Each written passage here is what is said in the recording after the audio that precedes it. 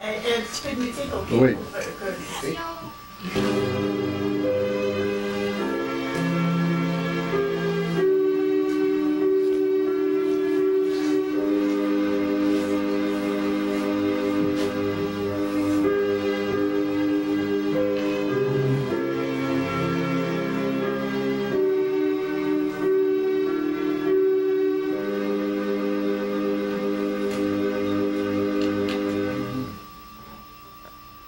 Si vous le voulez bien, nous allons d'abord demander l'assistance de l'Esprit Saint.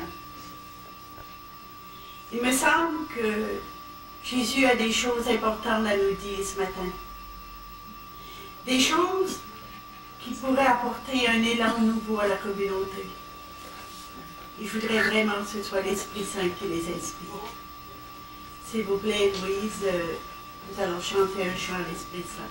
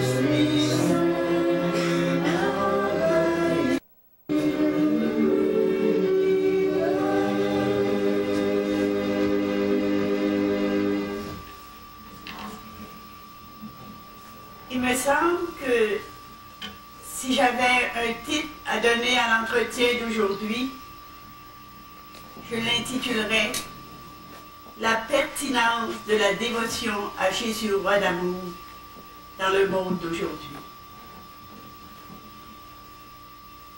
Un bref résumé de ce que nous avons vu jusqu'à date pour nous situer et nous aider à aller plus loin. Dans nos rencontres précédentes, nous avons vu que dès le début, Jésus nous a conduits à la spiritualité de Béthanie. Pour nous, Béthanie, c'était pas seulement le petit village situé à 6 km de Jérusalem et où Jésus allait se reposer chez ses amis Marc, Marie et Lazare après ses courses apostoliques. Le Béthanie était en chacun de nous. Il était dans nos familles. Et c'est tout cela que Jésus voulait changer. Nous avons compris qu'en chacun de nous, il y avait une Marthe qui s'agitait pour trop de choses. Il y avait une Marie-Madeleine pécheresse qui avait besoin d'être convertie. Il y avait en nous des Lazare qui avaient besoin d'être ressuscités. Et parce que la famille de Béthanie, il y a 2000 ans, avait accueilli Jésus, Marthe a retrouvé le Seigneur du dedans. Et elle était devenue la grande évangélisatrice de la région de Rome, selon la tradition provençale. Elle est devenue Sainte Marthe de Béthanie. Marie-Madeleine, après avoir été convertie par Jésus, a été la première missionnaire de la bonne nouvelle au matin de Pâques. Et elle est devenue aussi, toujours selon la tradition provençale, la grande contemplative de la Sainte-Baume. Le père d'Avaucourt, que nous avons rencontré à la Sainte-Baume, nous disait Ici, on ne parle pas de Marie-Madeleine comme de la pécheresse, mais comme de la prêcheresse. Et Lazare, toujours selon la tradition provençale, serait devenu le premier évêque de Marseille. Pensons-y bien. Est-ce qu'il y avait une famille plus dysfonctionnelle, plus éclatée, plus brisée que la famille de Béthanie? Marthe s'énervait, Marie-Madeleine se prostituait, et Lazare était mort, il puait. Mais, parce qu'ils ont accueilli Jésus, aujourd'hui, on parle de la Sainte Famille de Béthanie. C'est pourquoi, dès le début de la communauté, nous avons vu toute la richesse de cette spiritualité de Béthanie. Et nous nous disions, une vie tout entière, ça ne sera pas assez long pour approfondir cette spiritualité. Puis, comme je l'ai déjà dit, mon directeur spirituel m'a invité à introduire chez nous Jésus, roi d'amour. Vous savez qu'à ce moment-là, nous ne comprenions pas pourquoi. Mais par une foule de circonstances, nous avons été amenés à nous sensibiliser aux écrits du Père Matteo Crowley, des Pères des Sacré-Cœur de Picpus, et nous avons compris tout le lien qu'il y avait entre Jésus, roi d'amour, et la spiritualité de Béthanie. Ce qui nous a émerveillés, c'est que vers les années 1920, c'est ici, à Chambly, que le Père Matteo écrivait à peu près ceci: « Il viendra un temps où Jésus sera chassé des écoles, chassé des parlements, chassé des églises que vous verrez fermer les unes après les autres.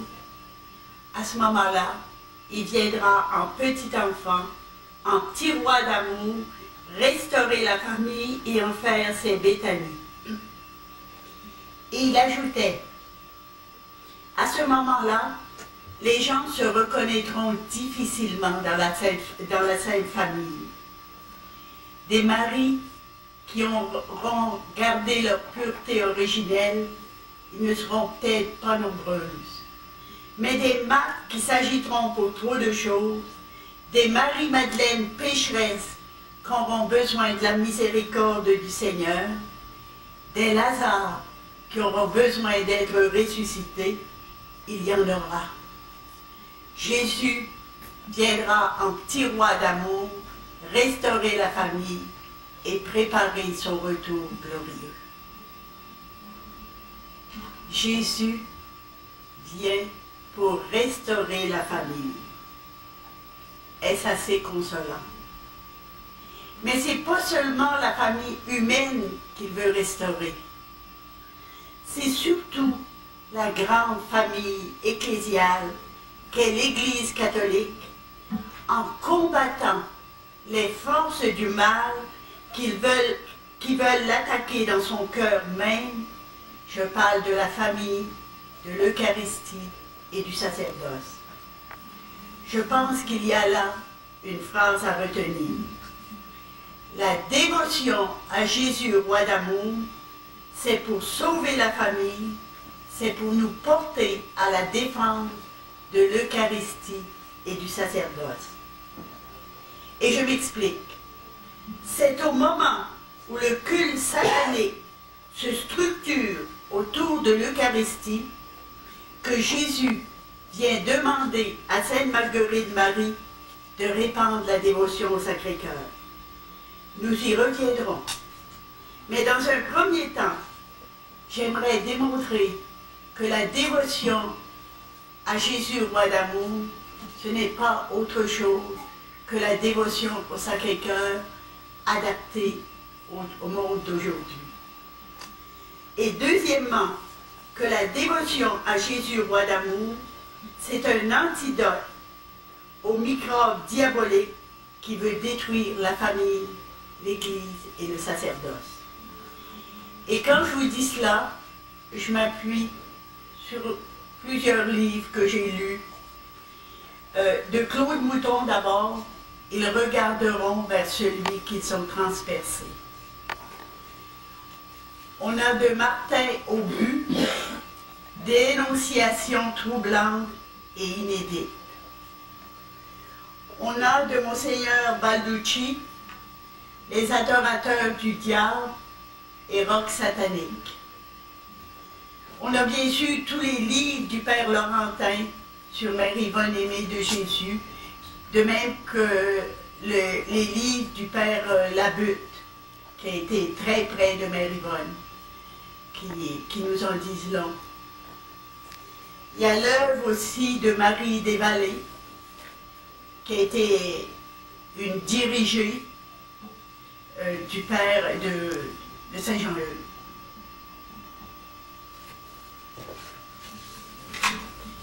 Le problème, c'est de résumer ça en quelques mots. Je disais d'abord que la dévotion au Sacré-Cœur, à Jésus roi d'amour, c'est la dévotion au Sacré-Cœur qui est rendue abordable pour le monde d'aujourd'hui. C'est sûr qu'à travers toute la Bible, on parle du cœur de Dieu. Mais le culte au Sacré-Cœur, du Sacré-Cœur, entre dans l'histoire à un moment bien précis. Son impact est tellement grand que tous ceux qui se sont fait les défenseurs, les promoteurs de la dévotion au Sacré-Cœur ont abouti sur la croix, puis dans des souffrances atroces. Je n'entrerai pas dans les détails parce que nous aurons l'occasion d'y revenir quand je montrerai comment la dévotion au Sacré-Cœur oscille continuellement entre le privé et le public. Mais dès maintenant, j'aimerais que nous prenions conscience qu'il y a un fil conducteur qui nous fait entrer progressivement dans la dévotion au Sacré-Cœur jusqu'à l'apparition de celle de Jésus, roi d'amour. D'abord, il y a Marie Desvallées. Marie Desvallées, comme je disais tout à l'heure, son directeur spirituel, ça a été Saint-Jean-Eudes. Excusez, son accompagnateur spirituel. La question qui se pose, que posent les historiens actuellement, est-ce que lorsque Saint-Jean-Eudes faisait la promotion de la dévotion au cœur de Jésus et de Marie, est-ce qu'il parlait de lui-même ou qu'il faisait simplement de répéter Marie Desvallées, qui avait une plume facile et qui était une très grande mystique? Mais de toute façon, Saint-Jean-Eudes a été un homme extraordinaire, puis Marie Desvallées aussi. Le 8 février 1652, Marie Desvallées assistait à la messe. Et Jésus lui demande où est son cœur. Marie Desvallées a dit « je ne sais pas ». Et Jésus sort de sa poitrine un cœur enflammé. Il dit « ça c'est mon cœur, c'est le cœur de ma mère, et c'est le tien aussi ». Ça fait, à partir de là, Marie Desvallées parlera toujours du cœur, de la dévotion au cœur de Jésus et Marie, au singulier. Et quand Saint-Jean-Eudes parle de la dévotion au cœur de Jésus et de Marie, il parle au singulier, c'est un seul cœur pour lui. Marie Desvallées a combattu dans sa chair les forces du mal que le Sacré-Cœur est appelé à anéantir. À certains moments, Marie Desvallées se croyait dans lui. Toute la crise que vit l'Église actuelle, Marie Desvallées l'a vécue, comme Jésus sur la croix. À certains moments, elle se sentait responsable personnellement de tout le mal qui se vit dans le monde actuellement. Un jour, Marie Desvallées sera sûrement sur les autels, mais quand elle a vécu, elle a été rejetée, bafouée, elle a passé pour une malade mentale. C'est le sort de tous les prophètes. Elle annoncera, pour la fin des temps, une grande purification de l'humanité par des châtiments, ainsi qu'un renouvellement de l'humanité par un déluge de grâce. Et j'aimerais vous lire textuellement ce que dit Claude Mouton en parlant d'elle, Claude Mouton que je vous citais tout à l'heure. Les mystiques sont la conscience du monde. Quand elles mettent sans complaisance le doigt sur une plaie pour en faire soudre le pu, leur action n'est souvent pas comprise et encore moins acceptée. On pourrait parler longtemps de Marie des Vallées, mais notons qu'elle est demeurée dans le domaine privé. Elle n'ira jamais sur la place publique répandre ses révélations puis essayer de les faire passer dans l'idée des autres. C'est plutôt Saint Jean-Eudes qui va nous transmettre ce qu'a vécu Marie des Vallées, et ensuite il y aura les historiens. C'est tout autre chose pour Saint Jean-Eudes. Saint Jean-Eudes est né en 1601, la même année que Louis XIII. Il dira sa première messe en 1625. On se souvient que Louis XIII avait pour premier ministre Richelieu. Il devait lutter contre le protestantisme, la noblesse et la maison d'Autriche. Mais Louis XIII avait une grande dévotion à Marie et il va s'acheminer tout doucement vers la consécration de sa personne, de son trône, de toute la France à Marie. Ça va se faire le 15 août 1638, le jour de l'Assomption. Et c'est à partir de là que l'Assomption est devenue un jour férié en France. Louis XIII avait marié Anne d'Autriche. Puis, Anne d'Autriche avait une grande dévotion à Jésus enfant. Puis, elle n'avait pas d'enfant. Elle n'avait pas d'héritier de l'offrir pour continuer le trône de femme, la succession de la royauté en France. Elle a fait prier toutes les communautés parce qu'elle voulait un dauphin. Le premier qui a eu une révélation, c'est le frère Fiacre. Et il a annoncé à la reine qu'elle deviendrait enceinte. Et les gens étaient tellement contents qu'ils mettaient la photo du frère Fiacre sur toutes leurs autos. Et plus tard, il y a eu des garages Fiacre, il y a eu des marques d'auto Fiacre, à cause du frère Fiacre qui avait annoncé la naissance du futur Louis XIV. Mais ce que je voulais faire noter, moi ça m'impressionne ça, c'est que c'est le roi a une dévotion à Jésus enfant, et c'est Jésus enfant qui vient annoncer la naissance du roi. Et Jésus enfant se dira au roi d'amour. Et ensuite, le frère Fiacre, c'est dans l'église Notre-Dame de Grâce en Provence qu'il a eu la révélation de la naissance de Louis XIV.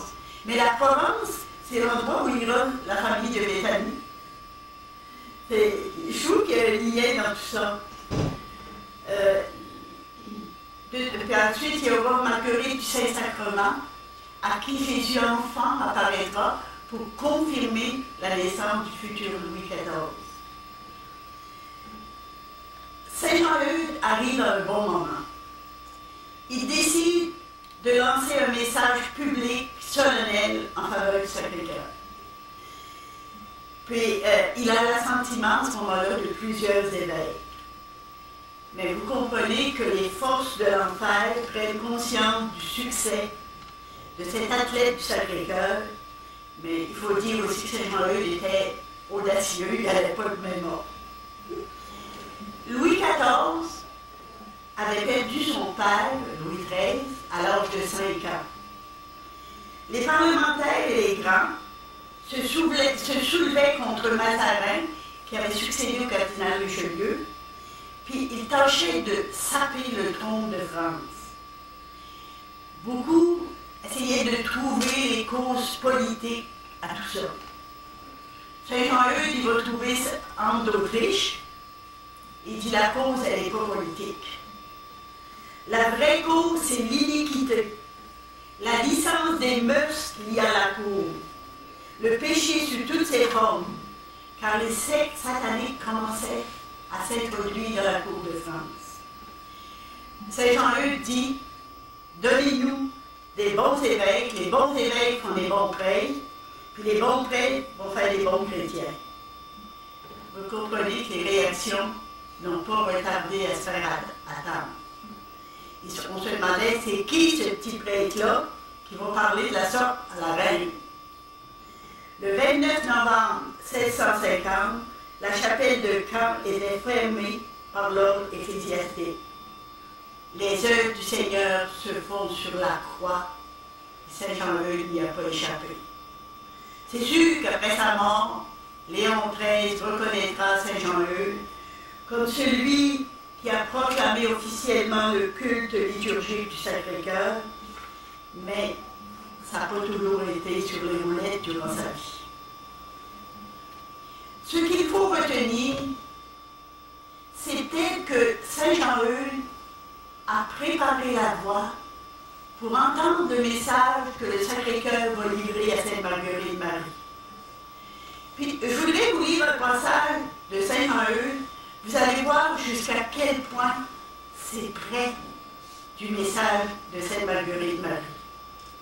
Saint Jean-Eudes, votre cœur tout aimable, ô Jésus, est dans ce saint sacrement, l'Eucharistie, tout embrasé d'amour au regard de nous. Mais qu'est-ce que nous vous rendons en retour, Seigneur? Rien que des ingratitudes, des offenses en mille manières, de pensées, de paroles et d'effets, foulant aux pieds vos divins commandements et ceux de votre Église. Ah, les ingrats que nous sommes! Et rappelons-nous le message à Sainte Marguerite Marie. Voilà ce cœur qui a tant aimé le monde, qui n'a rien épargné jusqu'à s'épuiser, se consumer pour témoigner son amour, et en reconnaissant, je ne reçois la plupart du temps que des ingratitudes, par leur irrévérence, leur sacrilège, par la froideur et le mépris qu'ils ont pour moi dans ce sacrement d'amour. Et ce qu'il y a de plus pénible, c'est que ce sont des cœurs qui me sont consacrés. Et ici, le Sacré-Cœur faisait allusion directe au clergé et à l'Eucharistie. Je voudrais vous lire textuellement ce que j'ai trouvé dans le livre de Monseigneur Balducci. Il dit que c'est au début du XVIIe siècle que le culte satanique se structurait autour de l'Eucharistie. Et les documents officiels, les premiers documents officiels que l'on trouve, c'était au palais de Louis XIV. Voici la description qu'il fait. Le célébrant était un prêtre ou un évêque apostat. Dans une pièce obscure et close, on allumait des sièges faits de graisse d'hommes pendus. Une pile de matelas sur quoi on étendait une femme nue. En guise de vin, le sang d'un enfant égorgé. À l'élévation, le prêtre prononçait 3 fois 3 noms du diable et demandait d'agréer ce sacrifice. C'est sûr qu'à un moment donné, Louis XIV s'est converti. Mais le culte satanique a continué de faire ses ravages en France. Et ça s'est rendu jusqu'à nous. Donc, à Sainte Marguerite Marie, Jésus apparaît sur l'autel. Il dit à sa manière, je vous aime, mais vous blessez mon cœur. Le remède que je vous propose, c'est la dévotion au Sacré-Cœur, c'est le culte au Sacré-Cœur. Ce sont les premiers vendredis du mois. Une fois encore, le Seigneur continue de préparer ses œuvres. Louis XV, le fils de Louis XIV, va épouser Marie Letzinka. C'est une sainte polonaise. C'est une amie personnelle de Sainte Marguerite Marie. sa femme Marie-Laetitia va promouvoir en tant que reine, elle va promouvoir la dévotion au Sacré-Cœur en France, puis en Pologne aussi, c'est une Polonaise. Voyez-vous qu'elle prépare la voie pour Sœur Faustine. À Marguerite Marie, Jésus avait dit à sa façon, voilà ce cœur, ou à Saint-Jean-Eudes aussi, voilà ce cœur qui a tant aimé les hommes, mais qui reçoit des ingratitudes en retour. À Sœur Faustine, il lui dit, oui, ok, j'ai le cœur blessé, mais je suis prêt, je suis un Dieu miséricordieux, je suis un Seigneur miséricordieux, je suis prêt à vous pardonner. Il demande le dimanche de la miséricorde, il demande une dévotion au cœur miséricordieux. Malgré nos fautes, il est toujours prêt à nous pardonner. Et avec Mère Yvonne, il va encore un peu plus loin, il va se faire enfant pour qu'on accepte sa miséricorde. Mère Yvonne, remarquons, c'est une Augustine de la miséricorde. Une sœur Augustine, Augustine de la miséricorde. Jésus, roi d'amour, j'ai confiance en votre miséricordieuse bonté. Au début, quand Jésus apparaît à Mère Yvonne, il apparaît comme adulte. Puis, à un moment donné, à l'Eucharistie, c'est un enfant qui va venir dans ses bras. Puis, comme Mère Yvonne était une artiste, elle va le dessiner comme elle le voyait. Puis, quand on lui a demandé à Mère Yvonne, quand elle écrit plutôt, sur la raison de son choix, pourquoi est-ce qu'elle n'a pas choisi un Jésus adulte, qu'elle a pris Jésus enfant, parce que Jésus a déjà apparu comme adulte, mais en dernier, il lui a apparu comme enfant, surtout à la communion, qu'il met dans ses bras. Et on sait qu'à un moment donné, il a laissé plusieurs enfants, Jésus de cire. Au moment où il partait, elle avait dans ses bras des Jésus de cire. Mais Mère Yvonne dit, c'est pour le rendre plus abordable.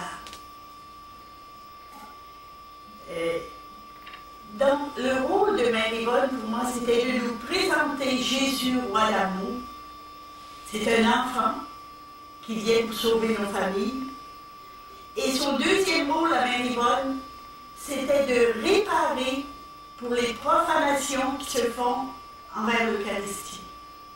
Voyez-vous les deux pôles, la famille, l'Eucharistie, Jésus, roi d'amour, le Sacré-Cœur. Mère Yvonne, avec son don de bilocation, allait partout à travers le monde chercher les hosties consacrées qui étaient profanées. Puis quand elle allait en bilocation, elle parlait la langue du pays. Puis on se souvient dans sa biographie par le Père Labutte qu'à un moment donné, Mère Yvonne avait été envoyée par Jésus pour chercher des hosties qui avaient été profanées. Puis elle s'est fait violer par 2 hommes. Puis il a demandé, quand elle est arrivée, elle a dit, Jésus, tu m'avais envoyé en mission, mais ça se fait que tu ne m'as pas protégée. Il dit, il voulait que tu vives jusque dans ta chair les souffrances que je vis face à mes prêtres. Parce que les 2 hommes qui l'avaient violée, c'était 2 prêtres. Et voyez-vous son rôle, à partir de là, c'est bien prier pour les prêtres, répandre la dévotion à Jésus, roi d'amour pour la famille, l'Eucharistie, les hosties profanées, puis les prêtres. Quand je dis que la dévotion à Jésus, roi d'amour, c'est pour sauver la famille, l'Eucharistie, les prêtres.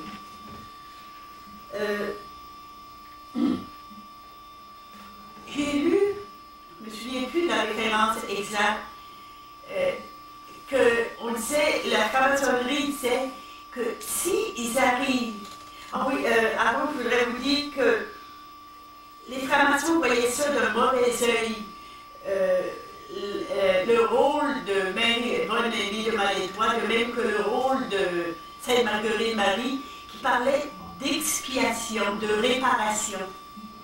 Parce que autres, ils se disaient, si on arrive à enlever l'idée que la messe, c'est le sacrifice de la croix qui se renouvelle, si on arrive à dire c'est simplement une réunion des amis de Jésus si tu veux, mais c'est pas l'idée de sacrifice. On enlève l'idée de sacrifice, il disait, ça en est fait pour l'Église catholique.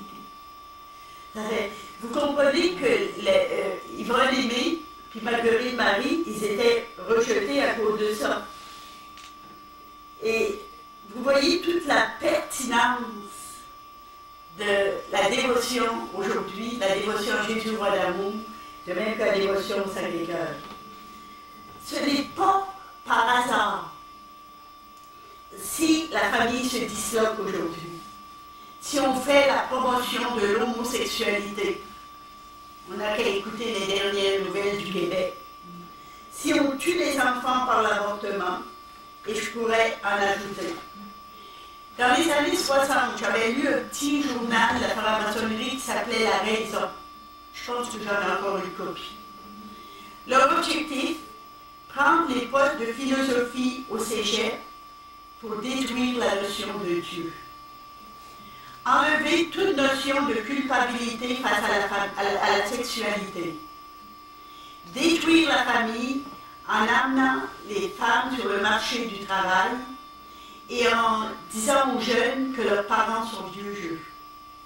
Arriver à des grèves de plus en plus violentes, et j'en passe. Après avoir lu les livres dont je vous ai parlé au début, je suis arrivée aux conclusions suivantes. C'est que les sectes sataniques ont adopté la philosophie de Jean-Jacques Rousseau, mais en la poussant un peu plus loin. En somme, ce qu'il y a en dessous de ça, l'homme, pour être heureux, doit être libre. Qu'est-ce qui brime la liberté de l'homme, selon leur théorie? Ce sont les autorités civiles et religieuses avec toutes leurs lois. Donc, il faut détruire toute forme de religion et renverser tous les gouvernements. Il y a aussi l'enfant qui brime la liberté. Il faut trouver des moyens pour pas qu'il y ait trop d'enfants. L'avortement, la contraception et le reste. Mais les animaux sont l'égale de l'homme. Ils doivent avoir leur protection. Toutes les lois des protections des animaux, je n'ai rien contre. Mais quand ils viennent, la protection des animaux est plus importante que celle de l'homme, donc il faut se poser des questions. On disait même, le chien peut facilement remplacer l'enfant dans la maison. Et là, les animaux sont l'égal de l'homme, on arrive à une liberté totale. Mais ce que je veux faire prendre conscience, moi ce que j'ai pris conscience en lisant tous ces livres, c'est qu'il y a un projet mondial bien orchestré depuis des siècles qui veulent s'attaquer à la famille, à l'Eucharistie, au sacerdoce. On peut poser des gestes pour sauver la famille, mais l'Eucharistie, mais on sait qu'actuellement c'est Jésus, roi d'amour, qu'il faut qu'il y ait derrière. Il a sauvé la famille de Béthanie, disons-nous, qui est capable de sauver la famille actuellement. Si on regarde la situation, je n'ai pas besoin de vous faire des dessins. Vous voyez que nos églises se ferment, qu'il y a de plus en plus de communion sacrilège. La situation n'était pas mieux qu'au temps de Sainte-Marguerite Marie. Nos ancêtres étaient dans la pauvreté. Ils ont réussi à bâtir des cathédrales. Nous sommes dans l'abondance et nous ne sommes pas capables d'entretenir nos églises. Le mal est sûrement plus profond qu'un manque d'argent. Il y a des choses planifiées depuis des siècles pour faire disparaître l'Eucharistie, le sacerdoce et pour détruire la famille. La bonne nouvelle, c'est que Jésus, roi d'amour, on est sûr qu'il sera le grand vainqueur.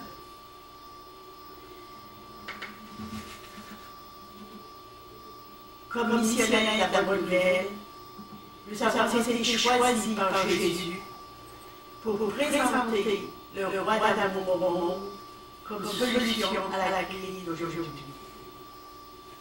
Est-ce que nous en sommes convaincus? Est-ce que c'est vraiment l'objet de nos préoccupations? J'ai été impressionnée par la méthode des compagnons de la croix. Quand il y a un compagnon de la croix qui est dans une paroisse, il essaie de réunir autour de lui entre 4 et 8 personnes. Pas moins de 4, puis pas plus que 8. Puis là, il essaie de donner l'esprit des compagnons de la croix, puis de préparer des membres qui deviendront des associés des compagnons de la croix, ou des membres en règle des compagnons. Je me disais, si on avait la même préoccupation, on en avait des paroisses différentes, si dans chacune de nos paroisses vous êtes un petit groupe de missionnaires de la bonne nouvelle qui fait connaître le roi d'amour, qui répand cette spiritualité. Je pense que la grâce à demander ce matin, c'est d'avoir cette flamme, ce feu sacré des premiers chrétiens. Si Jésus, roi d'amour, devient le grand amour de nos vies, on trouvera bien les moyens pour la répandre.